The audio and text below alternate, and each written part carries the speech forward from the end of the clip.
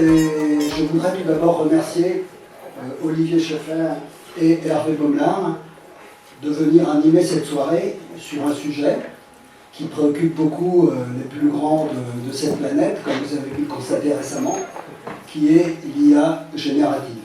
Ce soir, vous allez tous les deux nous exposer comment nous pouvons utiliser les ressources de l'IA avec ChatGPT pour réinventer votre futur professionnel, notre futur professionnel, construire un projet professionnel, repérer les entreprises cibles, mettre au point un CV percutant, muscler un profil LinkedIn, établir une bonne stratégie réseau, préparer des entretiens, négocier un contrat de travail, etc.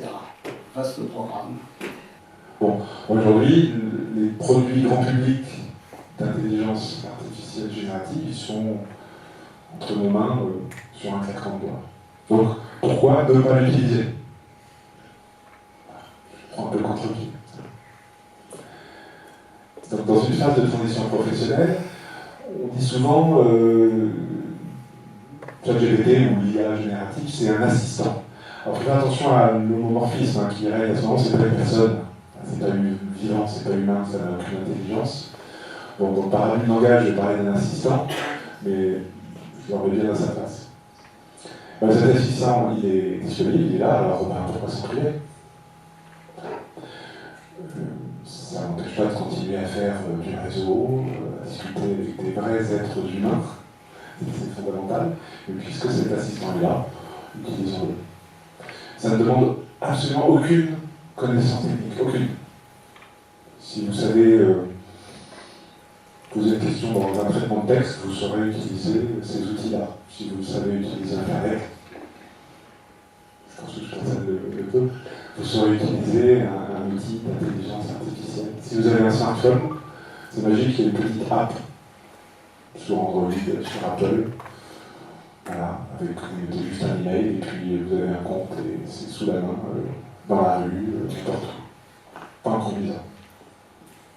Alors revenons à notre structure. On entend beaucoup parler d'IA avec le CV. Très bien. Il y a des milliers d'articles qui parlent de CV.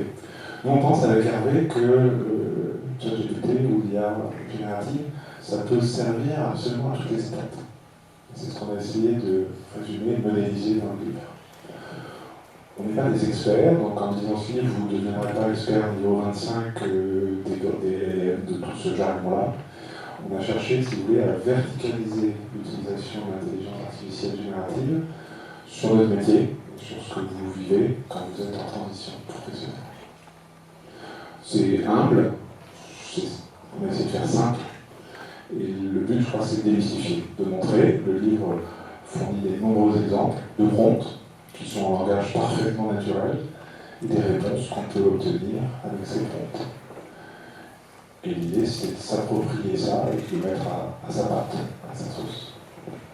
La première étape, et je pense que quand vous suivez le process de la BARAP, vous êtes dans ce processus, c'est une étape introspective. C'est, avant de parler du futur, c'est de se replonger dans son passé professionnel, dans tout son parcours, de réfléchir à ce qui nous motive, ce qu'on aime, de réfléchir à sa personnalité. C'est un peu trois fondamentaux. Et ça, ChatGPT, il n'a pas inventé pour vous. Donc dans cette phase-là, l'outil n'a pas tellement d'intérêt. C'est une mauvaise nouvelle, il ne le fera pas pour vous. Donc c'est là où il faut suivre le process de la... ChatGPT, il va être fort, il va être bon, enfin, l'outil, quand on va lui donner beaucoup, entre guillemets, à manger. Donc plus vous détaillez ces phases amont qui parlent de vous, qui parlent de vos connaissances, de vos compétences, de vos expériences, de vos motivations, vos carburants, drivers, de votre personnalité. On peut se développer par écrit. Ça, il ne le fait pas à votre place. Mais une fois que vous avez ça, vous allez coucher sur le papier ou sur un traitement de texte pour faire les fichiers. Enfin, si vous acceptez, parce que oui, alors, il y a des problèmes de confidentialité, on pourra en parler. Mais moi, quand j'essaie de faire ça avec moi, je n'ai pas peur de dire que je suis quelqu'un de curieux, de plutôt introverti, etc., etc. Le MBTI, pour ceux qui connaissent, ça marche très bien à lui donner aussi. Donc les premières étapes sont plutôt, une fois qu'on a écrit tout ça, on peut lui donner à manger, puis on peut commencer à lui dire « qu'est-ce que t'en penses ?» Et là, à partir d'un projet professionnel qu'on a élaboré en discutant avec les consultants, des collègues, du réseau, on peut donner ça à ChatGPT et lui demander un avis. Mais un avis, il va donner un avis plus ou moins pertinent. C'est un avis. C'est là le rôle de l'assistant ou du stagiaire. C'est un bon stagiaire, c'est un bon assistant, il n'est jamais fatigué. Si on lui demande d'avoir de l'humour, il aura de l'humour. Si on lui demande de parler sérieusement, il parlera sérieusement. Mais il faut le laisser à sa place d'assistant. Si c'est moi qui l'utilise, c'est moi le pilote de l'avion, c'est moi qui suis aux commandes. Voilà pour cette phase amont. Tu peux peut-être poursuivre sur... Après, la stratégie de recherche, ce qu'il faut, c'est demander à ChatGPT, en fait, par rapport à mon projet, par rapport à ce que je suis, donc lui donner à manger son CV, lui faire un prompt avec justement ce qu'on cherche, etc. Et lui dire par rapport à mon besoin, en quelque sorte, ma recherche d'emploi, quelle est la meilleure stratégie que tu peux me proposer en termes de chasseur de tête, en termes de réseau, en termes de réponse à l'annonce, etc., etc. Et ce qui est intéressant, c'est que là encore, il va vous donner son avis. Et ensuite, à vous de faire le tri, quitte à le relancer pour justement affiner, affûter votre stratégie. Donc, ChatGPT ne va pas vous remplacer vous, il va simplement vous aider à optimiser votre démarche, déjà en termes de stratégie. Et dans la stratégie, vous avez aussi le ciblage. Le projet, et puis il y a les cibles. Quelles sont les entreprises qui m'intéressent. Donc là, vous pouvez tout à fait faire un mix, par exemple, quand vous cherchez des entreprises avec ChatGPT, en lui demandant, par exemple, quelles sont les principales entreprises du domaine de l'armement en France et en Europe, qui ont un chiffre d'affaires supérieur à X ou à Y. Et là, ChatGPT va, évidemment, en 2 minutes, même pas, 1 minute et demie, vous sortir une liste de cibles. À vous ensuite de travailler à partir de cette liste de cibles et de l'enrichir, par exemple en allant sur Zerfi. Sur Zerfi, vous avez comme ça des études. Vous prenez une étude sur l'armement en France. Vous n'achetez surtout pas l'étude parce qu'elle coûte quand même à peu près 3 ou 4 000 euros. Vous pouvez aller consulter l'étude à la bibliothèque François Mitterrand, puisque là, c'est un gratuit pour regarder cette étude. Et surtout, sur votre ordinateur, une fois que vous êtes avec cette étude, vous avez toute la liste des entreprises qui ont été étudiées. Donc un mix entre Zerfi, par exemple, et ChatGPT vous permet d'affûter, d'affiner votre ciblage. Un des grands progrès des derniers mois, c'est la possibilité pour un bon nombre de ces outils, dont ChatGPT, d'aller en direct fouiller sur le web. Ça n'existait pas avant. Donc les réponses qu'on avait avant, vous avez bien entendu parler, c'était lié aux données d'apprentissage, et on savait à l'époque que ChatGPT s'était arrêté en 2023, etc. Ça, cette barrière a sauté, et aujourd'hui, vous pouvez dire à ChatGPT, va fouiller sur Internet pour aller me donner une liste de nouveaux entrants dans le secteur de l'énergie et des renouvelables dans l'année. Je prends un exemple. Et je vous dis, cite-moi des sources. Il faut ne jamais croire tout ce qu'il vous dit sur parole, c'est très bien aussi d'inventer des choses. Et quand tu lui demandes de citer ces sources, il donne les chemins, les URL, il peut après aller visiter chacune des sources pour aller creuser. Donc voilà un exemple aussi de fluidité. On a parlé du CV, moi il y a un truc que j'adore. C'est quand je démarre un accompagnement avec une cliente ou un client, évidemment ce client a souvent un CV qu'on va pouvoir améliorer grâce à ChatGPT, on en a parlé, mais très souvent cette personne n'a pas de pitch. Et moi mon grand jeu, c'est justement de créer le pitch de cette personne alors qu'on vient juste de démarrer. Donc ce sera le premier pitch, ce sera la version 1 de son pitch. Et c'est très simple. Qu'est-ce que je fais? Je prends le CV de la personne en l'état, je le donne à manger à ChatGPT, et je prompte le prompt suivant. Écris-moi le pitch de Martine à la première personne du singulier, parce qu'il faut quand même un peu l'aider, sous forme chronologique, puisque comme je lui donne un CV antichronologique, il faut quand même que je lui dise qu'il faut faire ce pitch en forme chronologique, en commençant par le métier de Martine, en continuant par sa formation, en déroulant son parcours sous forme chronologique et en finissant sur l'objectif de recherche d'emploi de Martine. Et honnêtement, en lui donnant juste ce prompt et ce CV à manger, c'est bluffant. C'est absolument bluffant. Évidemment, c'est pas parfait. Et quelquefois, il me le fait un peu court, donc je le relance et je lui dis refais-moi ça un peu plus long en détaillant un peu plus. Je prends le résultat final, je fais quelques ajustements en mettant quelques mots à moi, et je présente ça à Martine le lendemain, et je peux vous dire qu'elle a l'impression que j'ai passé 15 heures dessus. Quoi. Alors, ça, c'est sur le pitch. On peut tout à fait aussi lui demander de faire le pitch avec 3 points clés. Vous savez, vous avez des pitchs chronologiques qu'on fait plutôt auprès du réseau, voire de DRH.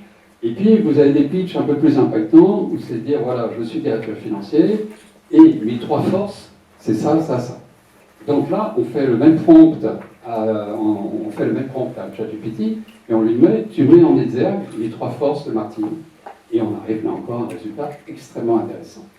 Et vous voyez, ça prend quelques minutes. Donc un gain de temps absolument génial. La mauvaise nouvelle, c'est que ces outils sont très mauvais en mise en forme de documents. Donc aujourd'hui, peut-être que ça évoluera, ne confiez pas à ChatGPT la mission, elle sera impossible, d'avoir le plus beau CV, le plus joliment présenté, avec les meilleures couleurs, les meilleures polices de caractères, les meilleurs alignements, etc. Ça, il est très mauvais là-dedans. Par contre, vous pouvez demander à ChatGPT d'optimiser et de vérifier. Je prends un exemple. Je viens de terminer mon super CV, recto, verso. J'ai passé des heures. Et puis, à côté, je me suis fait une liste de tous les mots-clés qui me paraissent importants de communiquer à l'extérieur. Je dis à ChatGPT, voici mon CV, voici une liste de tous les mots-clés qui sont importants pour moi. Éventuellement, je vais demander son avis sur est-ce que ce sont les bons mots-clés dans telle industrie ou dans telle fonction.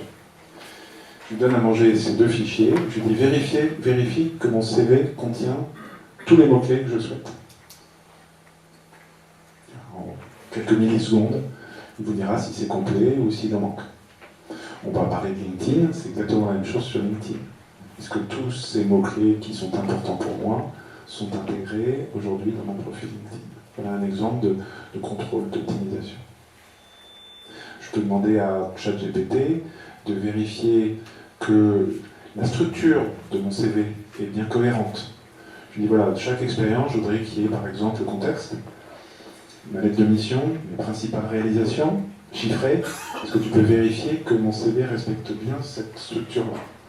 Il va tout de suite identifier si tout va bien ou s'il y a des parties du CV qui sont un petit peu optimisées. Et on peut lui demander des propositions d'optimisation de texte. Il est très bon, bien évidemment, pour corriger toutes les fautes d'orthographe, pour repérer les fautes de style. Il n'est pas mauvais. Donc ça, c'est très utile aussi, ça permet de gagner du temps. Donc vous voyez, encore une fois, on parle d'optimisation. Il est très fort pour aller lire en quelques millisecondes plein de documents qu'on lui a donnés à manger et trouver des corrélations, faire des vérifications, ce qui nous prendrait, nous, plusieurs heures. Donc c'est un gain de temps, et puis un résultat qui peut, si on le souhaite, être tout à fait parfait pour un beau CV qu'un chasseur de tête pareil. En ce qui concerne les job boards, donc prenez bien ChatGPT comme votre assistant stagiaire, votre tête chercheuse en quelque sorte, et prenons l'hypothèse que vous êtes directeur marketing dans l'industrie pharmaceutique. C'est la première fois que vous cherchez un job parce que votre carrière jusque-là a été plutôt fluide et sans problème. Et demandez à ChatGPT quels sont tous les job boards que moi, directeur marketing dans l'industrie pharmaceutique, je devrais consulter ou sur lesquels je devrais être en veille constante. Et là, évidemment, il va vous sortir une liste de job boards et vous verrez que dans la liste, souvent, il y a des job boards que vous ne connaissez pas. Ensuite, évidemment, sur ces job boards, vous allez repérer des annonces. Moi, je dis toujours, ne répondez à des annonces que si vous êtes à peu près à 85% dans la cible. Sinon, soyons clairs, vous n'avez aucune chance. Mais moi, je vois beaucoup de mes clients qui répondent à des annonces, et quand je leur dis, mais t'as envoyé quel CV? Bon, j'ai envoyé mon CV classique. Non, non, non, non, non. Donc là, il faut demander à ChatGPT, voilà l'annonce, donc on donne à manger l'annonce à ChatGPT, on donne à manger le CV, votre CV à ChatGPT, et c'est dire à ChatGPT, par rapport à cette annonce et par rapport à mon CV, quelles sont toutes les modifications que je dois apporter à mon CV pour maximiser mes chances pour que l'œil humain ou la machine, l'ATS, justement, sélectionne mon CV dans le haut de la pile et que je sois appelé. Donc là, voilà quelque chose qui va vous faire gagner énormément de temps, puisque avant nous-mêmes, on le faisait à la mano avec un stabilo-post. J'ai un beau CV, toujours le même, mais je me dis, tiens, quelqu'un m'a suggéré de mettre un résumé exécutif en haut du CV. Qu'est-ce que je vais bien mettre? LinkedIn est très fort pour ça. C'est un résumé, je peux le dire, pour mon CV, tu le fais en 5 lignes, mais pour mon profil LinkedIn, parce que j'ai beaucoup plus de place, c'est numérique, fais-le-moi, développe. Et là, il peut faire des propositions, il ne faut surtout pas hésiter à lui, il est infatigable, hein, à remettre le travail sur l'établi, à lui demander de reprendre, d'enlever certains mots qu'on n'aime pas, donc c'est un travail itératif. On parle un peu des chasseurs de tête? C'est bon. Bien. Alors, les chasseurs de tête. Les militaires disent entraînement difficile, guerre facile. Alors, je ne suis pas trop militariste, mais j'ai pris ça à mon compte en disant entraînement difficile, entretien facile. Alors, la préparation aux entretiens, c'est tout le travail que vous faites, que nos clients font, de préparation, d'introspection, de révision de son parcours, de ses compétences, de comment je trouve mes compétences, tout ça. Non, ChatGPT n'est pas dans la partie. Mais ChatGPT va être très bon pour nous entraîner. On peut lui demander d'être un peu le préparateur physique là, du sportif de niveau qui prépare sa compétition. On peut lui dire, voilà,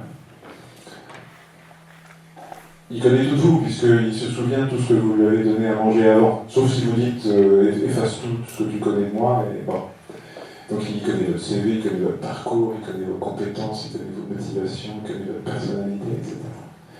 Et puis, j'ai un rendez-vous demain avec un chasseur de tête, parce que je lui écris, et il me reçoit ce que je pensais être un entretien de cadre général. C'est-à-dire qu'il ne va probablement pas avoir de job pour moi, mais il a envie de me connaître. Ben, je vais dire à ChatGPT, demain je vois tel chasseur de tel cabinet, j'aimerais bien que tu m'aides à me préparer. Et là, on peut, par exemple dans le livre, on peut lui dire, est-ce que tu pourrais déjà imaginer des questions d'introduction que le chasseur pourrait te poser. C'est pas mal, c'est assez pertinent, c'est assez proche de la réalité. Voilà ce que je vais faire, j'ai vu votre CV, très bien ce que vous pourriez juste en quelques minutes de manière synthétique vous présenter. On sait que le chasseur, il va vouloir écouter notre parole, notre verbal, notre non-verbal, vérifier que la structure de pensée est claire, qu'on s'exprime de manière concise, voilà, qu'on peut s'entraîner à ça, avec des questions. On peut lui dire, tiens, imagine, donne-moi 5 ou 6 questions que le chasseur de tête pourrait me poser pour creuser telle compétence. Il est très fort là-dessus. On peut lui dire,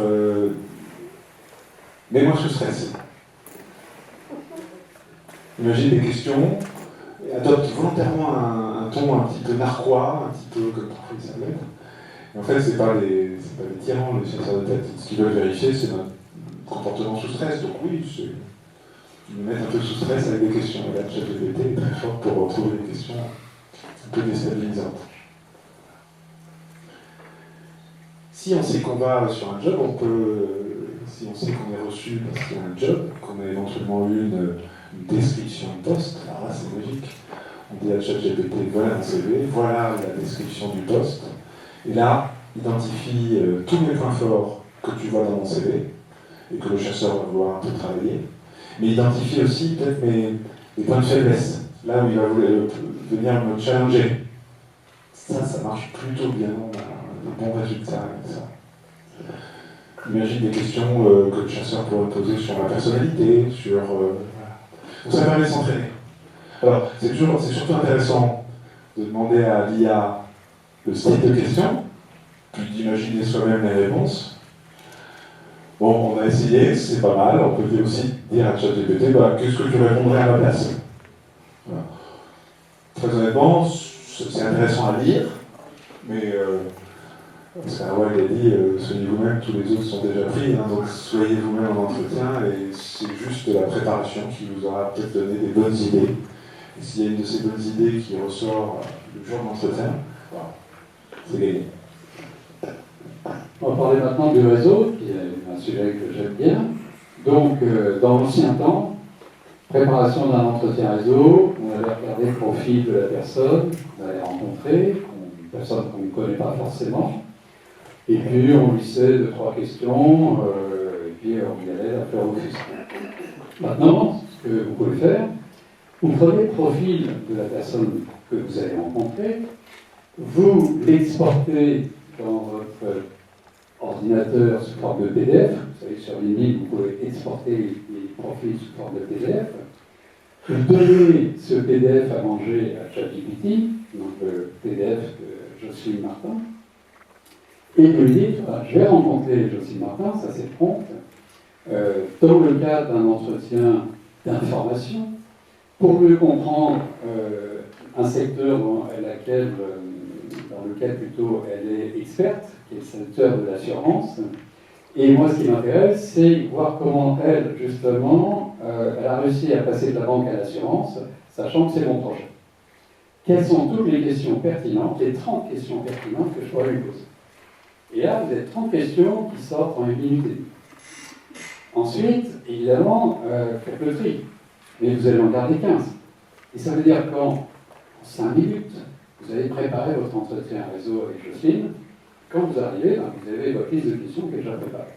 Alors qu'avant, il fallait peut-être 20 minutes, 30 minutes pour faire des questions, repasser dessus, etc. etc.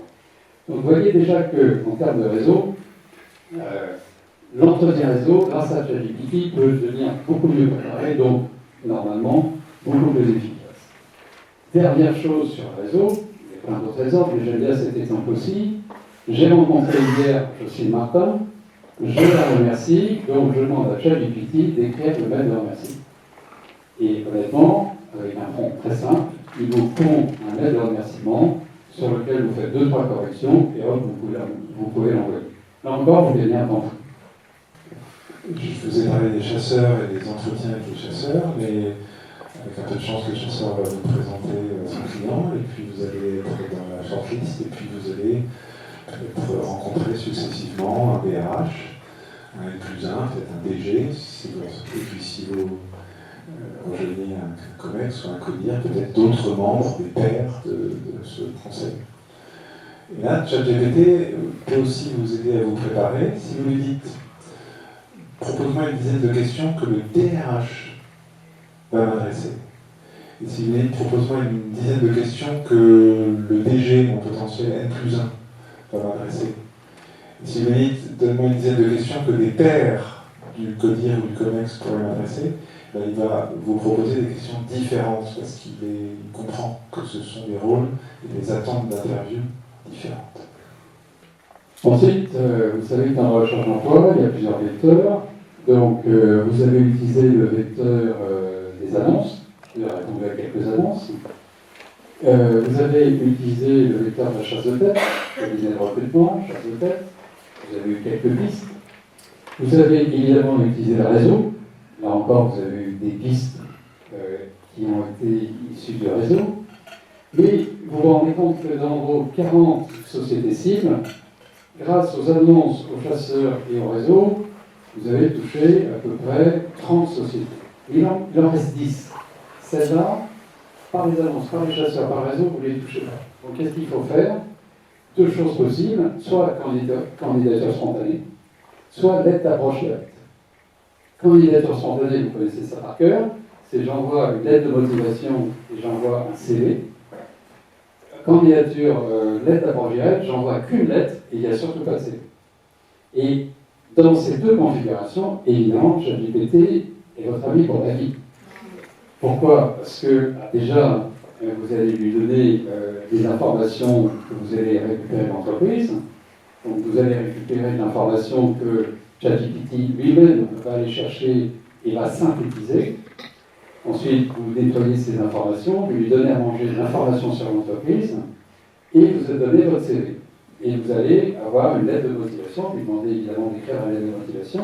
Et là encore, vous avez une base de lettre de motivation qui à 85-90% est vraiment très bien. Sur la lettre d'approche directe, là il faut avoir encore plus d'informations sur l'entreprise, puisque la lettre d'approche directe, vous n'envoyez pas votre CV, mais vous accrochez dans le premier paragraphe l'attention du décideur, qui est jamais le DRH, qui est le L+1 et L+2 potentiel, sur sa problématique actuelle. Là, il faut avoir quand même une information que tout le monde n'a pas. Si vous avez cette information, ChatGPT va vous aider, évidemment, à écrire très rapidement cette lettre d'approche directe que, la plupart du temps, avec mes clients, on préfère envoyer par courrier postal que par, évidemment, courriel, puisque le courrier postal, plus personne n'a reçu, donc ça a beaucoup plus d'impact. On n'est pas trop long sur les exemples. On arrive presque au bout. Hein. Les entretiens ont lieu, bingo, on décroche le poste.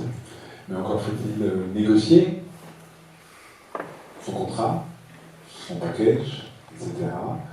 Et là, on a regardé ce que l'IA pouvait faire pour nous aider, nous donner des benchmarks, des conseils. Il y a des petites choses à prendre, sachant qu'au final, c'est nous qui négocions. Puis je vais peut-être aller jusqu'au bout de ce qui est la prise de poste. Et là, voilà, je rentre, je sais pas, chez Coca-Cola. Voilà. Eh bien, je peux lui dire où je vais, ce que je vais y faire. Je peux lui donner une description de poste. Lui, à l'outil, la personne. Et là aussi, on a regardé ce qui pouvait nous être utile pour bien préparer une prise de poste, pour bien rentrer en fonction. Il y a des conseils qui peuvent être assez pertinents et auxquels on ne pense pas nécessairement. Tu parlais de la lettre d'approche directe, hein, c'est ça, il faut avoir l'info. Il y a quelque chose qui n'est pas dans le livre parce que ça n'existait pas à l'époque, donc j'ai un petit service après-vente. Dans ChatGPT, il y a un nouveau modèle qui s'appelle tâches planifiées. Alors ça, je trouvais ça génial. Je vais parler de curiosité. Je pense que vous faites tous de la veille sur des secteurs, des technologies, des entreprises. Alors là, c'est très simple, je mets en route le modèle tâches planifiées et je dis à ChatGPT, réalise pour moi une veille sur le thème qui m'intéresse, telle entreprise, tel groupe d'entreprises, telle fédération, telle technologie, sur tous les médias disponibles sur Internet, et renvoie-moi tous les matins, ou tous les 2 jours, ou tous les samedis matins, un résumé de ta veille. Je clique sur OK, et bien mon outil, sur mon smartphone, ou sur mon ordinateur, partout, à la cadence que j'ai définie, va, par exemple tous les matins à 9h, m'envoyer tout ce qu'il a trouvé de nouveau sur l'environnement de veille que je lui ai décrit. Voilà. Donc vous voyez qu'on est en train d'arriver à ce qu'on appelle maintenant, vous avez peut-être entendu parler des agents. L'agent, c'est pas le stagiaire, c'est celui qui travaille tout seul en permanence. Je lance pour faire quelque chose. Donc on arrive, ces choses-là commencent à arriver. Là, globalement, vous avez fait un contrat à durée indéterminée avec votre stagiaire, vous lui dites, voilà, à vie, tu me fais de la veille sur ceci ou cela. Ça marche plutôt bien. Donc, en conclusion, nous, évidemment, aujourd'hui, tous nos clients sont sur ChatGPT. On leur a créé des ateliers là-dessus, on les suit là-dessus, on les encourage vraiment à prendre ChatGPT dans sa version payante, hein, $20 par mois. Et la bonne nouvelle, c'est que ChatGPT, c'est vraiment votre assistant. Et cet assistant n'a pas d'état. Il ne se vexe jamais. Vous pouvez le relancer 100 fois, 1000 fois, même lui dire que c'est nul, etc. C'est pas grave, il sera toujours content, il essaiera toujours de trouver une solution. Donc ça, c'est très important de bien comprendre qu'il faut relancer ChatGPT. Ça, c'est vraiment le premier conseil en conclusion. Et le deuxième conseil, repasser toujours derrière. Parce que ce n'est qu'un assistant, ce n'est qu'un stagiaire, et quelquefois, il est bien de passer derrière pour corriger les choses qui ne vous ressemblent pas. ou des choses qui sont peut-être un peu plus discutables.